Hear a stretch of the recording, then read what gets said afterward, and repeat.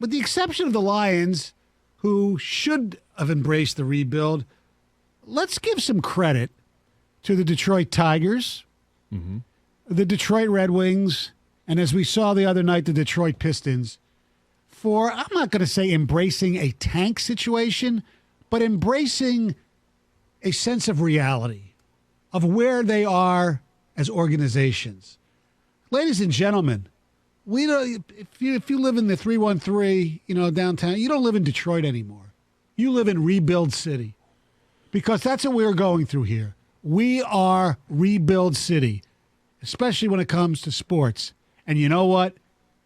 Couldn't be happier, because you have to rebuild before you're good again when you are as bad and historically bad as these teams have been. I mean, hell, the Tigers just a couple years ago lost so many freaking games.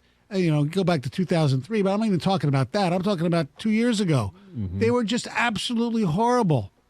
The Red Wings this past season, absolutely, almost historically horrible. The Pistons, they weren't as horrible as we... Actually, if there wasn't COVID, they would have definitely gone, lost many more games than they did already, and probably would have had a better chance at a better lottery position than they had right now, and who knows where they would be. You know what I mean? And the Lions, they just refuse to acknowledge the rebuild. So with the exception of the Lions, I just want to say to everybody, enjoy Rebuild City. It's okay. That's where we are. Embrace it. And we always talk about how sports teams reflect the city that they're in. Yeah. I mean, the city of Detroit today compared to 20 years ago, it's been rebuilt. It's been revitalized. It's now a lot of work to do still. A lot of work to do. And it probably won't ever be done. Right. But it's the same with the teams, right? When you look at what the city has done, and now that the fact that all of those teams, whether it's the Wings and the Pistons playing at the LCA, the new Comerica Park over the last 20 years, everything is now downtown, and there's something to be excited about. There's something to build upon, except over at Ford Field. Right. And you could even make the argument, our college teams, maybe Michigan needs to rebuild, but obviously Michigan State is going through a rebuild right now with their football program. Both basketball programs don't need to be rebuilt at all, actually. Right. But, football-wise, Michigan State going through a rebuild, and most Spartan fans are okay with it. They realize, especially this year in a COVID situation where they didn't get to practice, it's all right. Let's just see what we have and, rebuild. Guys. The only thing about this, Stoney, I'm going to play your role now and be Mr. Negative. Mm-hmm. Not one of these teams has an all-star caliber player Yet. And right. That's why it's like, my God, how much longer were we going to be going through this? I know that's true. You make a Where's good point. The hope, the real hope. I know that I have hope that Torkelson and Green, and I still do with Mize. I don't want to write him off yet after last year, but I was hoping to see more from him last year. Yeah, a little more consistency. Look, the Pistons' two best players were all-stars, but this isn't 2008 anymore. We don't need to talk about. And it's a fresh 24. It's a fresh 24. Who knows what Troy Weaver will do by the end of today? That's we true. might have a superstar. Well, no, they're not going to. They're not. No, he's not going to get Russell Westbrook here. Free agency starts tonight at 6:00. But here's the other thing about this, and our 248-539-9797. We're embracing it. We understand it. But does this go against the soul of sports?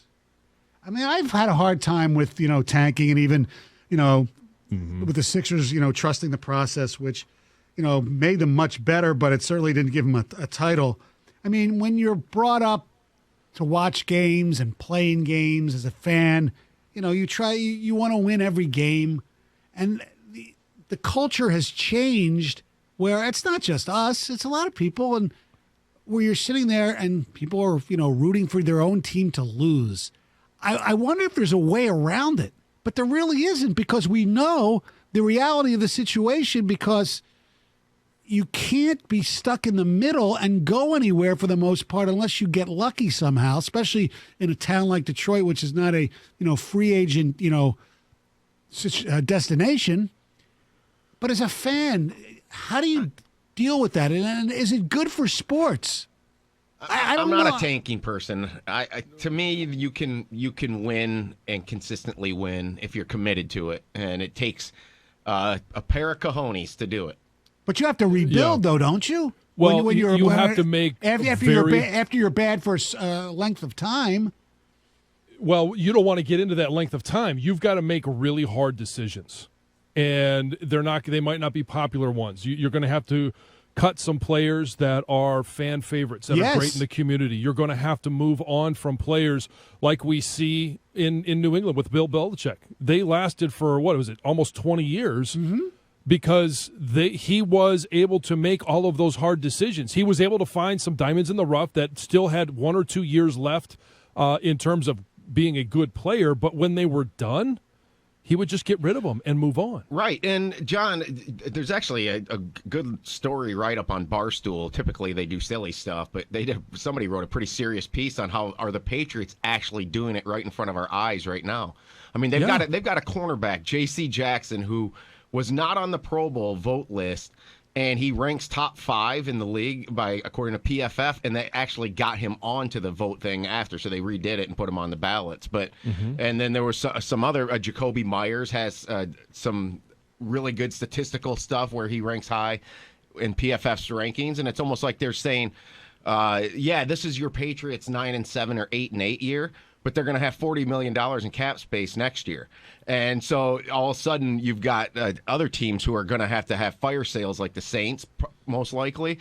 And the Patriots are going to be able to sit there and pluck guys, if they want, or they can do it kind of, methodically over the next couple years. And suddenly, boom, here's the Patriots again. And the Steelers did it. The Steelers had their 8-8, or they had their hiccup years. Tomlin's never gone less than 8-8, and Roethlisberger's been there the whole time, but they have their ups and downs. The St. Louis Cardinals, let's get away from football. The St. Louis Cardinals, when they do their rebuild, Stoney? They're always good. Their farm system is great forever. And they don't spend like the Yankees, so I didn't want to use the Yankee one because of the market size. The St. Louis Cardinals are a winning organization, and that's why I don't think you have to do this if you are really committed. I think the Red Wings are a committed winning organization that just got so knee-deep in with their success that they got a little bit, their priorities changed. Making the playoffs became a priority. And they sold out for that. Right, and they should have gotten rid of some players. I mean, if you want to go back, even a couple of decades, the Pistons, after the bad boys, maybe they should have tried to trade Isaiah, God forbid, or do those type of things to actually not have to go through those years before they, before the 04 team. And even that, Dumar's always said the hardest thing to do is rebuild while you're trying to be relevant and be good. He tried, with the Chauncey trade, and he just got the money he just used poorly. If they would have gotten better players than Gordon and Villanueva or whatever, they could have done that. But it comes to that. It's when you start slipping, you got to get your Kemba Walker. You got to get your Donovan Mitchell. Exactly. And they haven't. And look at what the Chiefs did. They went and got Mahomes. Yeah. They moved up and got him. And then in counter, one organization that year moved up from 2 to 3 to take Mitch Trubisky. I mean, it just comes down to the greats, the great GMs, and the great coaches working together have an eye that other people don't. I think we've got the right eye with Yzerman, and I think everybody else is questionable right now. Oh, yeah, because we don't know. They're unproven. But I will give Weaver some time. Avila, man, you better hope Casey Mize works out. Yeah.